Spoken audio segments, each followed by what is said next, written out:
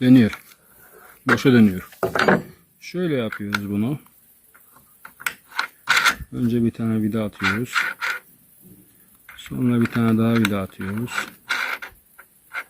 Bu ikisini burada sabitledikten sonra bunu böyle çevirdiğimiz zaman arka taraftaki vidayı sıkıştırıyoruz. Öndekini sıkmış oluyoruz ve vida dönmüyor.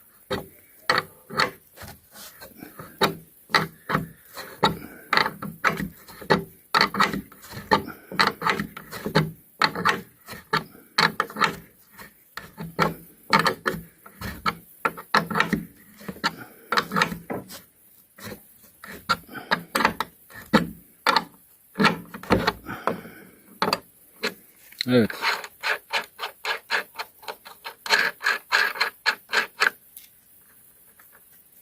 Kapat.